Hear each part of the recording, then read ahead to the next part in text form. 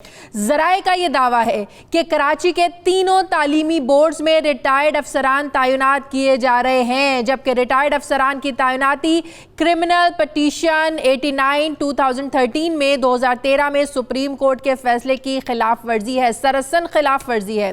जराए से मिलने वाली इत्तलात के मुताबिक chairman matric board doctor Saeeduddin की सरबराही में बोर्ड के अंदर ही करप्शन उरूज पर पहुंच गई है। डॉक्टर सईदुद्दीन नताइज और इम्तिहानी मराकिज़ की खरीदो फरोख्त, फीसों की मुआफ़ी के इख्तियार का गलत इस्तेमाल, कॉपियों की छपाई और इमारत की तज़ीन व आराइश, फर्नीचर की खरीदारी का मामला हो, ठेकों और स्कॉलरशिप के पैसों में हेर फेर और दीगर कामों में मुबैना तौर पर 90 करोड़ रुपए से ज़्यादा के करप्शन में मुलव्विस हैं। जबकि बोर्ड के अंदर अब एक पूरा माफिया बन चुका है और इस माफिया की गठजोड़ से 1 लाख से ज़ायद नताइज फी पर्चा 6,000 से 15,000 में फरोख्त करके लाखों खानदानों का जो मुस्तकबिल है ये दाव पर लगा दिया गया है। इस हवाले से जरा ये भी दावा करते हैं कि फील्ड में एजेंटों से बराह रास्त चेयरमैन बोर्ड सईदुद्दीन का पीओ फ्रंटमैन जियाउल हक जो है ये सारे मामलात को डील करता है, जबकि IT incharge Adeel Parvez computer section से बराह रास्त नताइज को बदल देता है।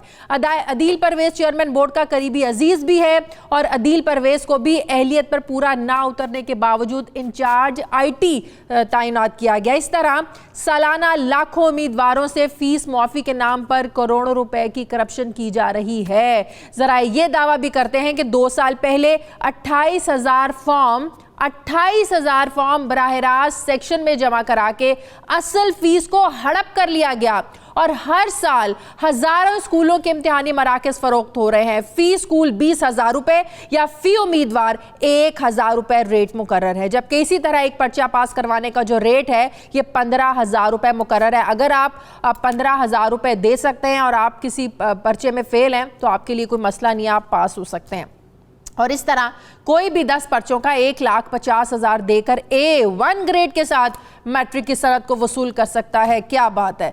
जराए का यह भी दावा है कि बोर्ड के साबिक नाज़िम इम्तिहानात खालिद एहसान चेयरमैन बोर्ड के उन मकरूह धंधों में रुकावट डाल रहा था जिसकी वजह से चेयरमैन बोर्ड ने गुज़श्ता साल एक शख्स को 25 लाख रुपए देकर इसे ओहदे से हटवाकर बोर्ड के नाहल तरीन और करप्ट तरीन जूनियर ऑफिसर अब्दुल रज़ाक को नाज़िम इम्तिहान जो था वो बनवा दिया था। कानूनी लिहाज से बोर्ड 1 साल तक बच्चों के पर्चे ज़ाया नहीं कर सकता, लेकिन कराची के चेयरमैन बोर्ड 1 साल से पहले ही बच्चों के पर्चे कबाड़ियों को बेच देते हैं, मगर नताइज में तब्दीलियों का तमाम रिकॉर्ड आईटी सेक्शन में मौजूद रहता है, जिसका अगर फ्रांसिक ऑडिट करवाया जाए तो फ्रांसिक ऑडिट करवाने से दूध का दूध और पानी का पानी हो जाएगा। इस सारे मामले पर मैं बात करूंगी। मुझे ज्वाइन किया है कराची से वज़ीर तालीम सिंध है सईद गनी साहब हैं और कराची से हमारे नुमाइंदे मोहम्मद कासिम हैं। आप दोनों को अस्सलाम वालेकुम। बहुत बहुत शुक्रिया सईद गनी साहब, आपने वक्त दिया। मुझे पता है आज आप बिजी थे, लेकिन थैंक यू वेरी मच, आपने मसरूफियत से टाइम निकाल कर दिया।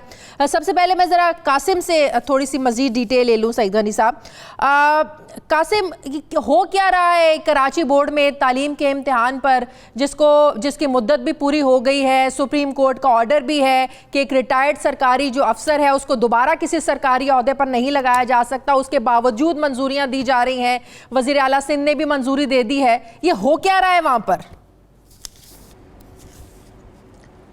जी, तालीम जो है किसी भी माशरे का सबसे हसास इशू होता है। इसमें तो करप्शन या कुर्बापरवी का जो टॉलरेंस है वो ज़ीरो होना चाहिए, मगर यहाँ पे ज़मीनी हक़ाइक़ ये हैं कि सिंध गवर्नमेंट ने चुन के जो करप्ट तरीन अफसरान थे या जो रिटायर्ड अफसरान थे उनको बोर्ड्स में तैनात करने की मंजूरी दी है। गुज़िश्ता दिनों एक समरी गई हुई थी वज़ीर आला सिंध के पास जिसमें से हर बोर्ड के लिए 3 उम्मीदवार शॉर्ट लिस्ट करके भेजे गए थे। उनमें सखर बोर्ड शामिल है, उनमें लड़काना बोर्ड शामिल है, उसमें Sindh board of technical education Karachi शामिल है, board of secondary education Karachi शामिल है, जिसमें board of intermediate education Karachi शामिल है। लेकिन बदकिस्मती से हुकूमत सिंध ने जो है वो जो 3 रिटायर लोग थे, उन पैनल में सिर्फ टोटल 3 रिटायर लोग थे, उन तीनों रिटायर लोग को डॉक्टर अरशद आज़मी को Sindh board of technical education Karachi और डॉक्टर सईदुद्दीन को जो है वो इंटरमीडिएट बोर्ड कराची और शरफ अली शाह को board of secondary education Karachi तैनात करने की मंजूरी दी है। और एक और इम्पोर्टेंट बात, लाड़काना में जो नसीम मेमन चेयरमैन लाड़काना बोर्ड जो लगाए गए हैं, जब ये इश्तिहार दिया गया उसमें अहलियत जो थी वो ये थी कि 17-18 ग्रेड का ऑफिसर होना चाहिए और इसकी 18 साल की गवर्नमेंट जॉब होनी चाहिए।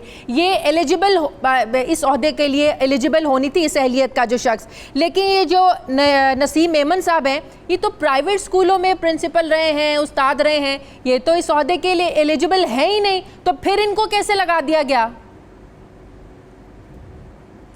जी, ये तो अकरबा परवरी की जो है ना बेहतरीन मिसाल है। उनकी तमाम तर जो मुलाजमत है वो प्राइवेट स्कूलों में और कॉलेजों में रहे हैं वो, और हुकूमत सिंध ने खुद इश्तार में ये चीज़ मेंशन की थी कि जो चेयरमैन लगेंगे उनको 17 और 18 ग्रेड में गवर्नमेंट के जॉब में 18 साल एक्सपीरियंस होना चाहिए, उसमें 12 साल 17 ग्रेड में और 6 साल जो है वो 18 ग्रेड में।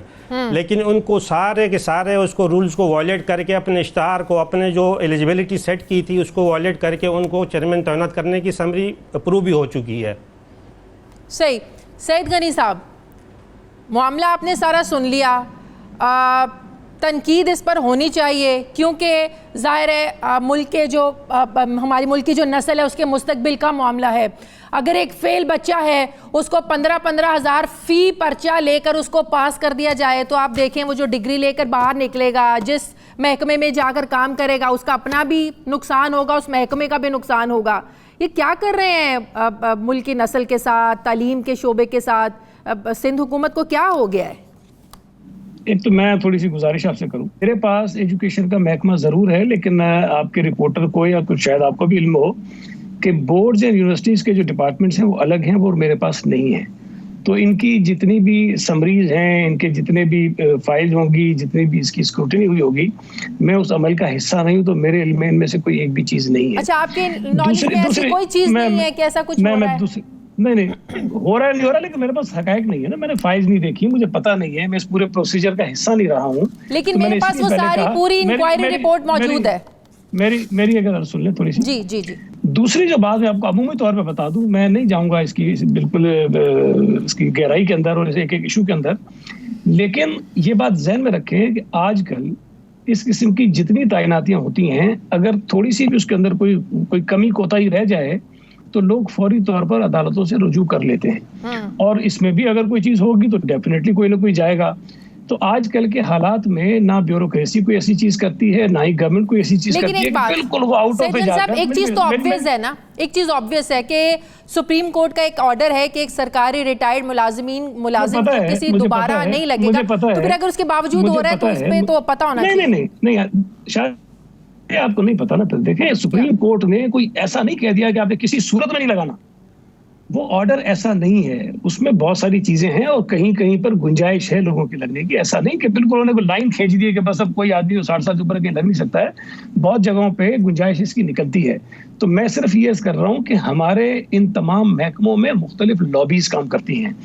एक लॉबी का अगर कोई आदमी नहीं आता तो दूसरा उनके पीछे वो करता है, जो आप मुझे बता रही है कि 90 करोड़ की, भाई अगर करप्शन के सबूत हैं, वाकई उसके ऊपर साबित हो गई है, तो मेहरबानी करके वो चीजें हमें भेज दीजिए ताकि हम उसको अदालत में भेज दें, उसको सजा दिलवा दें, उसको नौकरी हटा दें।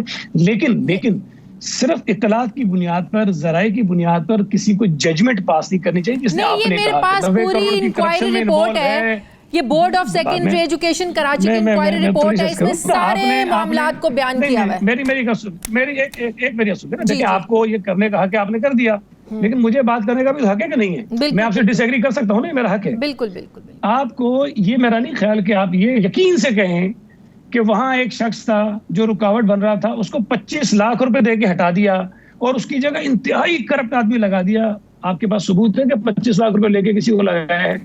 ये सब कुछ इस रिपोर्ट में लिखा है। सबूत है कि जिसको आप इंक्वायरी रिपोर्ट में लिखा है। नहीं देखिए ना, मैं सिर्फ देखिए, या तो मेरे सुने, जिनके ऊपर एलिगेशन होते हैं ना उनको बुला लें।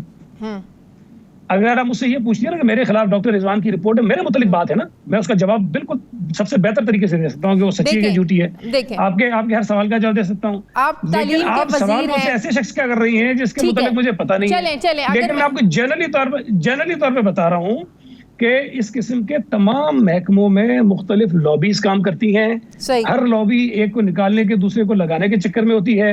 अगर कोई एक करप्ट होता है तो दूसरा फरिश्ता नहीं होता, अगर एक फरिश्ता होता है तो दूसरा भी कोई जरूरी नहीं कि करप्ट हो। तो ये मुख्तलिफ चीजें चलती हैं और ये मामला हमें बहुत पता है, हुकूमत में बैठे चीजें देख रहे हैं। और ऐसी हुकूमत कोई गई गुजरी नहीं होती कि भाई हमने बस सारी तमाम बोर्ड्स के अंदर और करबा परवीन कर ली और हमने आंखें बंद कर ली और कानून की एक तरफ फेंक दिया, सुप्रीम कोर्ट के ऑर्डर को एक तरफ फेंक लिया। अच्छा, जो हमारे रिपोर्टर साहब बैठे हैं ना सईद गनी साहब, इन्होंने स्टनिंग ऑपरेशन भी करा, इन्होंने स्टनिंग ऑपरेशन भी किया, उन्होंने एक फेल बच्चे को ये कासिम ने पास करवाया पैसे देके। कासिम कितने पैसे देके पास कराया?